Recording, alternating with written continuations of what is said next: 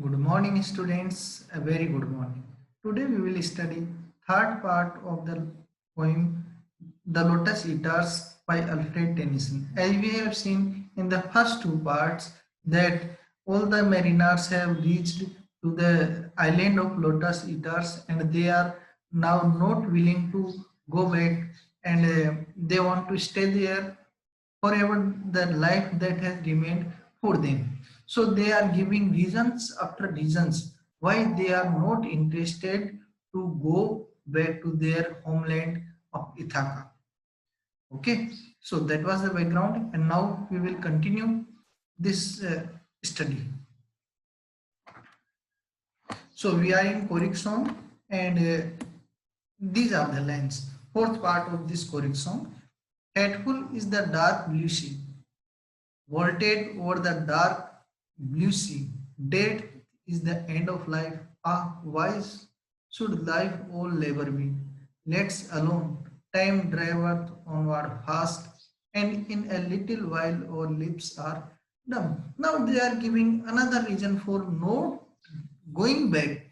Hateful is the dark blue sea. Now the dark blue sea is seeming them a very hateful. Vaulted over the dark blue sea. This dark blue sky is vaulted by the dark blue sea. And then they are saying death is the end of life. If death is the end of life, why should life all labor be? So what we have to do by doing this hard labor?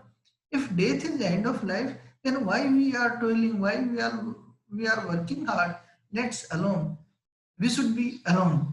Time driveth onward fast. Of course, time is going very fast, and in a little while our lips are dumb, and within a very short time our lips may become dumb. In a very short time we are going to die. So there is no need to do any work hard. Next, let's alone. What is it that will last? Now they are saying, let's be here alone on this island by eating these lotus. What is that will last? There is nothing in the world that will remain till the last time. All things are taken from us and become portion and parcels of the dreadful past. Let's alone what pleasure can we have to wear with evil. Now they are saying that of course, all things will be taken from us as soon as we will grow old. Everything will be snatched from us and become portion and parcel of dreadful past. All our adventurous deed will remain only stories. So let's alone. What pleasure can we have to war with evils? If we are fighting with the evil, it will bring no pleasure for we people. So let's alone. Is there any peace in ever climbing up the climbing wave? No, they are giving reasons. Is there any peace in ever climbing up the climbing wave? All things have rest. The ripen toward the grave in silence, ripen, fall, and cease. Give us rest or long or death, dark death or dreamful is. Now they are saying, is there any peace in ever climbing up the climbing waves? No, there is no peace. All things have rest. Everything in the universe have rest and ripen toward the grave.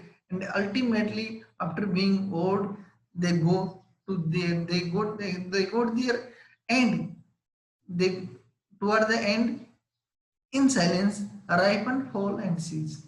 This happens with a person with everything. They ripe, ultimately fall, and cease. Give us long rest or death. Now they are asking to Ulysses that either give them a long rest or death, dark death, or dreamful ease. They only seek these kind of things. So this stanza, it tells us that what is the condition of these mariners, what they are thinking about themselves. So in this stanza, the speakers, all the mariners are becoming the fact that we are all heading toward death and must labor on this way there. They do not believe that life should be completely made up of labor. They want to be left totally alone, unbothered by the real world. Their lives are moving very quickly and death will soon approach. While they are still alive, they want to be left alone and have nothing else taken from them.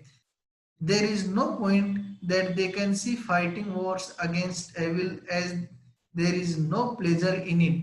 Nothing in the world is going to last. So why waste their time making dreadful memories? By the end of this stanza, they have come to the conclusion that it is better to just die now rather than have a life of labor. That's why they are saying that give us long rest or death, dark death or dreamful is, and then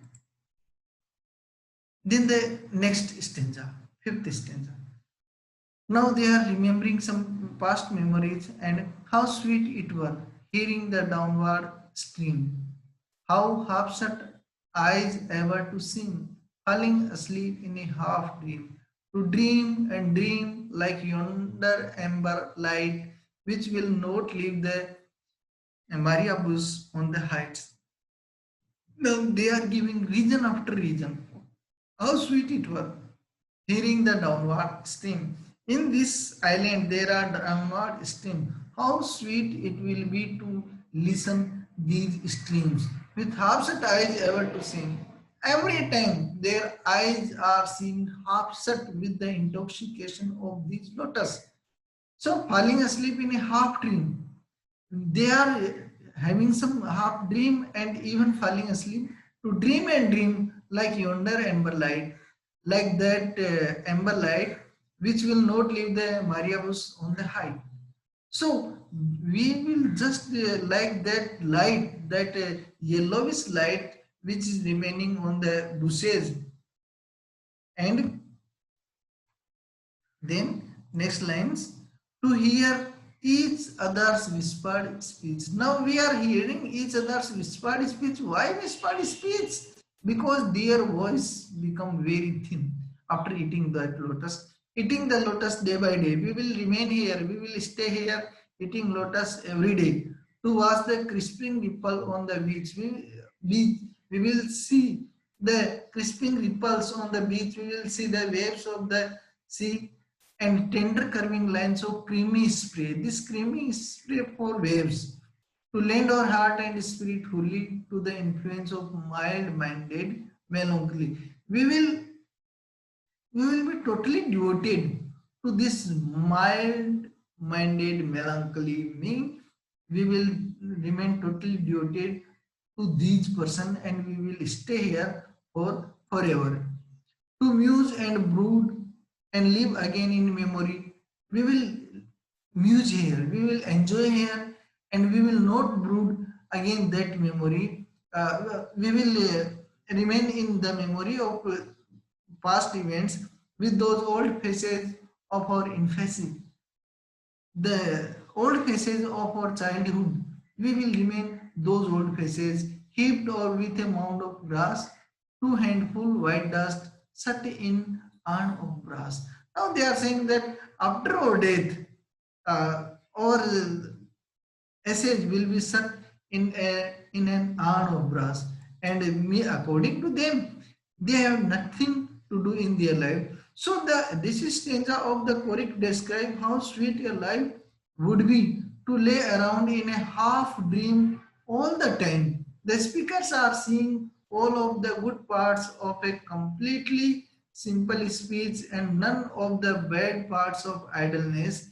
The men are dreaming here of a life in which they can hear each other's whispered speech while they are lying around eating the lotus day by day. This is the only task which they have to complete, and the more they eat, the more satisfied with their situation they will become. The men will watch crisping ripples of waves washing up on the beach and admire the curving lines of the spray which it creates. They will commit their bodies, heart and spirit to melancholy and spend the rest of time brooding on memories of the past. They will remember all those that have passed away since they were born and is now buried under a mound of grass or cremated and set up in an urn of brass. They will not be bothered by death, though they will know they are living the best possible version of their lives here on this island. So, come to the next stanza of this poem.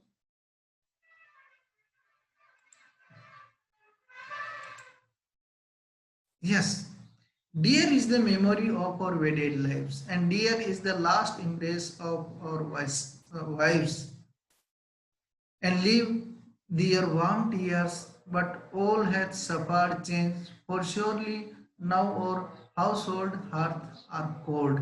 Now, they are saying that dear is the memory of our wedded lives, or married lives memory is very dearful to us, and dear to the last embrace of our wives, the last embrace we have done with our wives, that memory is also very sensible, and their warm tears, and we will remember their tears when we were parting with them, but all had suffered change, but everything had changed.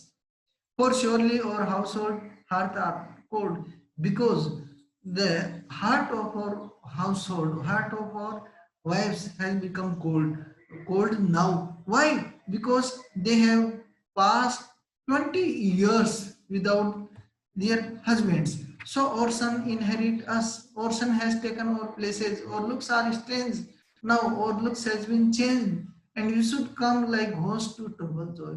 And if we go to our house, we will create nuisance for our sons, or else island princess our board have eat our substance. Or it may be so, some bold princes have taken possession on our island, and the minstrels sing before them of the 10 years war in Troy. And the minstrels and the poets of that court sing about our glory, which we sing about our bravery, which we have shown in the war of Troy, and our great deeds, and they tell about our great deeds and half forgotten things, as half forgotten things, because according to time everything has to be changed. So is there confusion in the little island? We are not sure if there any confusion, if there any chaos in our little island. Let what is broken so remain, let what is broken so remain. If something has gone disturbed, let it be disturbed. The gods are hard to reconcile. It is hard to settle order once again. And because we have become very old, so for we people, it will be very hard to settle down the things, to settle down the order again. So these mariners continue on saying that they will not forget their past lives. Their wedded lives will remain dear to them, as will the last moments they spent with their wives. They are not going to forget everything that used to matter to them, but are accepted the fact that there is nothing they can do to get back to how things were. Their households are probably cold, they say, and their son all grown up, having inherited their father's look. If they did return, they would bring nothing but trouble for the home. They have been gone for so long that they do not believe things would ever go back to the way they were, or they stayed. Things could not have gone so peacefully at home while they were fighting in Troy. For 10 years, island princes could have been overboard and taken over their homes.